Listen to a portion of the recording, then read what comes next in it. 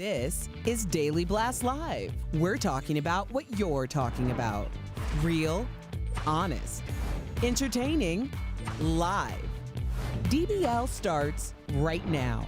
3, 2. Welcome, everyone, to DBL. It is Wednesday, September 30th. Yes. I am Tori. I am here with Al. I'm here with Lindsay. And I'm also here with Jeff. We have 4 on today. Welcome, everybody. Are here. Oh, wow. This is like way. Brady Bunch. Yeah, everyone look. Everyone look to your left. Everyone look to your right. We need somebody above and below us. No, we don't. We're fine. Okay. All right. Now, did you guys know there was a debate last night? Did you all happen to watch it? Oh, yeah. Well, Really? Yeah. A lot of people are saying it was, quote, chaotic, a dumpster fire, a train wreck. But before we get into all of that, DBL Nation, we want to know, who do you think won last night? President Trump, Joe Biden, or neither of them? We want you to go to dblvote.com to give us your opinion. One thing is for sure, there was a lot of crazy back and forth. Yeah, that's what we'll call it. And a whole lot of interrupting. Here's just some of that. Take a look. You're the worst president America has ever had. Hey, Come Joe, on. Hunter got thrown out of the military. He was thrown out, dishonorably discharged. That's not true. He for wasn't dishonorably. cocaine use. Everybody knows he's a liar. But you I just agree. want to Hey, make Joe, sure. you're the liar. Well, you're certainly going to socialist. You're going to socialist medicine. You get the final word, Mr. Well, it's hard to get any word in with this clown. Excuse me, this Hey, this let me just person. say, I'm the moderator of this debate, and I would like you to let me ask my question, and then you can answer your Go ahead. question. Will you shut up, man? Listen, I feel like the losers of last night What if we talked to each were the other like American that? people. That's what I feel like the losers were last night. Jeff, I want to go to you first. What was your impression? Shut up, Jeff. I just want to try that. I just want to see what that was like. Does it feel good? Does it feel terrible? That's my brother. It feels awful. Jeffrey, what did you think about Chris Wallace, the take? I wanted to just get to you first, and then I'm going to go down the line. Go ahead, Jeff. Yeah, I mean, I wish we had a lot more time, Tori, but let me get right into it. The one word that describes last night for me, and I think for the American people, was chaos. This country's in chaos, and last night was no different. It was chaotic. As far as Chris Wallace goes, I thought he did a fantastic job. I thought his questions were very poignant. They were questions that I would have asked if I were moderating. I think it's what the American people wanted to hear. And to get those 2 kittens into the box was tough. So I thought he did a great job last night. I really wanted to focus on Biden, right? Because we all know who President Trump is, at least I do. I don't really know Biden, so I wanted to see first and foremost if he was competent. And I thought he was. I thought he came out and he was prepared as he could. Again, I'm keeping this half full. I don't want to take that negative route here. I thought he was prepared. I thought Trump rested on his laurels, saying, I don't need to practice, and it kind of showed. And the one thing that really stuck out to me for Biden, I know I'm speeding through these really quick here because I want to get everyone's opinion, but was the not defunding the police, but putting funding back into police, as well as having a mental health professional going to those scenes with him. It's something I talk about the show all the time, so it was nice to hear out of Biden. What else were some other things? I thought Biden really stepped in it about the Supreme Court thing. I thought Trump was right about that. The Antifa thing, I wish he would have really said it was more than just an idea, an organization, and denouncing more of the rioting on Biden's side. Am I going too fast? And finally, I thought Biden really hit the nail on the head when he was directed about his children from Trump, about the cocaine use and all that. The way he handled that was a thumbs up for me. Interesting take. I think you're absolutely 1,000% wrong on Chris Wallace. I think he was absolutely a train wreck. I think a mother, a kindergartner teacher, or anyone could have handled that better. If you don't have the option to cut the mic, then don't keep interrupting weekly and say, please, please, please, sir. You either have control or you don't. And if I asked all 4 of you, including me, who had control, But Tori, it's Chris not that simple Wallace just to cut would a not mic have in the said middle of a presidential that. debate. How else are you going to do it? At some point, you know Trump's a bully. You got to prep for that, you got to prepare for that, and you got to know what to do. He looked weak, and I think his reputation was on the line, and he failed miserably. Lindsay, what's your take on the whole impression from last night? First of all, I think you're completely wrong about Chris Wallace. I think he did the best he can do. You handed that man a bucket of lemons and he made lemonade. He's literally screaming over. I felt like he did a great job directly going at and saying things to President Trump and asking him tough questions. I think a lot of people were not thinking he was going to do that, especially being from Fox News, but he did his job well to the best of his ability. I think that he did a great job. I also think that, you know, we are a country that is very on edge and full of tension, and I think this debate did absolutely nothing to ease that in any way. It was off the rails, it was a disaster, and it was about 2 people making personal attacks facts as opposed to telling Americans how exactly you're going to lead them forward. I found no answers in what they said, no solutions and ways forward. Right. Yeah, I didn't learn anything. And so that is the disaster that Yeah, I agree with you. We're thinking about what's next and how we're going to be led, and nothing was done. I completely agree. One of the more striking moments, though, from last night we've got to get to, because you guys are all writing in about it, was when President Trump just did not clearly denounce white supremacy. He then had this very interesting message for the very far white supremacist anti-Semitic group, the Proud Boys. Take a look at this. I'm willing to do anything. I want to see peace. Then do it, sir. Say it. Do it. Say it. Do you want to call them? What do you want to call them? Give me a name. Give me a White name. supremacists and Who would right you like me to condemn? White supremacists and right Proud Boys, stand back and stand by. Stand back and stand by. Members from the Proud Boys group celebrated President Trump's call out, even creating this logo using his own words as a slogan. President Trump's campaign told Fox News that the president has, quote, continuously denounced white supremacists, including at the debate. Al, I never heard it. Am I an idiot? I think a lot of people didn't hear it, and it's a pretty easy question to answer. Let's be clear. Go ahead. I saw this, Jeff and Lindsay, when he was running for president, and he was asked about David Duke, the KKK leader that ran for president, and he acted like he had never heard of him, right. which I thought was a bad omen, and here we are now. Let's take the question of race out because it's so polarizing. Let's say it was pedophiles. Let's say that they asked him to denounce pedophiles, and he said, wait, who? Wait, now which ones? Just tell me which ones. The ones that go after boys or the ones that go after girls? We would all have the same reaction. We'd be like, that's a pretty easy question. We call that a layup. It's easy to denounce white supremacy. It's easy to denounce pedophilia, but it seems like this president struggles to do it. He had a clear lane to do it.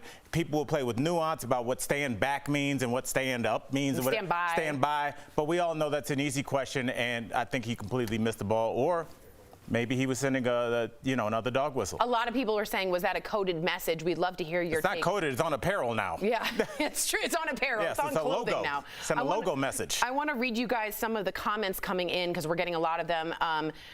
Pam says, I couldn't believe how rude they both were. I don't remember one this bad. Darlin Pop says both of them lost. Trump behaved like a toddler and Biden an exhausted, frustrated parent.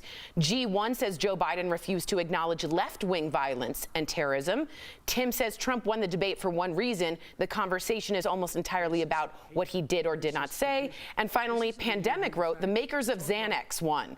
That was an anxiety-inducing train wreck. Should we have another? I have to say that. Please, go ahead. I have to say that I was waiting for the race topic to be answered. I've been talking about that this entire year on the show, and I think that when they had that conversation right after and on the heels of talking about Breonna Taylor, like Al was just saying regarding white supremacy, you have to very clearly and clarify that you're denouncing that, and our president on a global stage refused to do that. That's disgusting. I think coming off the heels of Breonna Taylor, both of them dropped the ball. Nobody said anything. Only thing I heard Joe Biden say is that we have to get the bad apples out of here. A bad apple is not somebody that kills another person. A bad apple might be a bully at a schoolhouse. So we are talking about officers that have killed American people, black people, and I needed answers on what is the way forward, how we're going to move forward, and we got none of that from either one of them. And just the white supremacy context is so far that I think even for President Trump, that was extreme. Yeah, I completely understand. Someone just said it 3 times. Our president did not denounce white supremacy. That's just unbelievable.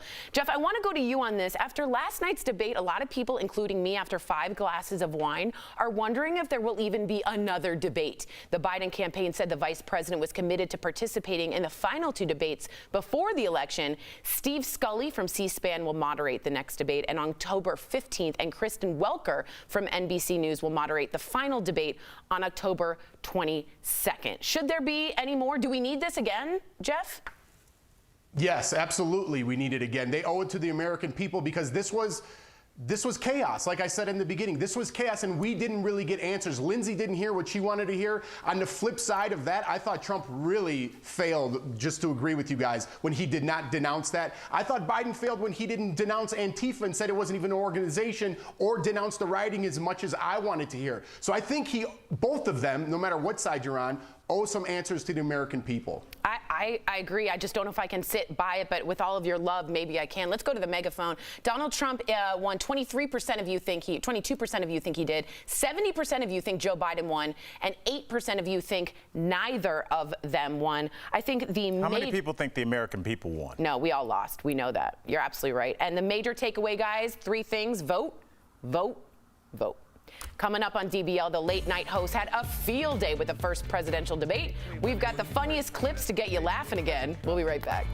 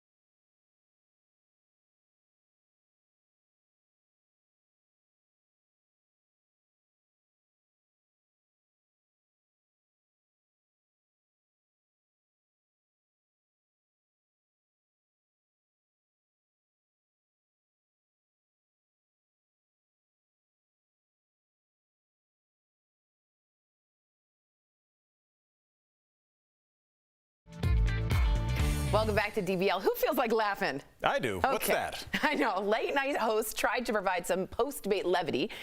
Jimmy Fallon, Stephen Colbert, and Jimmy Kimmel all went live and back in the studio. Let's have a good laugh. Take a look. I am so stressed right now. I have a kink. It felt like I just slept on an air mattress. Forget fact-checking this debate. We couldn't even do any sentence finding. I mean, for Pete's sake, children watched that. I'm glad I've already had my children because I think just watching that sterilized me. Really, it was a good debate. The candidates had a productive give and take. No, it was terrible. It was a terrible debate. I'd call it a nightmare, but at least during a nightmare, you get some sleep. At one point, Guillermo and I, and this is not a joke, we're trying to decide whether we would move to Vancouver or Montreal. So this really made me laugh. And just so you know, Jake Tapper said also, he is a CNN host, this was a hot mess inside a trash bin fire inside of a train wreck. That was literally on CNN. Lindsay, what do you think about the, were they able to lighten the mood, or was it still just like, well said, Tori. No, they were able to lighten it. I had severe anxiety, like watching it. I actually started off and I thought that President Trump was like so even keeled, and I'm like, wow, he's gonna take us all for a loop. And then it just went left after like 3 minutes in. And so I think that both of them just didn't get a sentence out. No. That was the one that really hit home, is that we weren't able to formulate one full sentence and say, that's an idea that I could get behind. Yeah, not one sentence. Real quick, you're the comedian. Did they hit it out of the park? They did the best that they could, especially right after. I think they did an okay job. And we needed any kind of laugh, so I was all for it. That's true. Lindsay, I enjoy doing Instagram Live with you as well, but we do move on to some sad news from the music world. Legendary country singer, songwriter, actor Mac Davis passed away yesterday following heart surgery. He was 78. Mac was the songwriter behind the Elvis Presley hits A Little Less Conversation and In the Ghetto. He also recorded his own songs and hosted a variety TV show in the 70s. We are also saying goodbye to Helen Reddy, who died also at the age of 78. The Australian singer is best known for her global hit, I Am Woman, Hear Me Roar. The song also became the unofficial anthem of the women's rights movement in the 1970s. Both legends will be missed. It's so, when they put your imprint on the world in music, Al, it stays forever.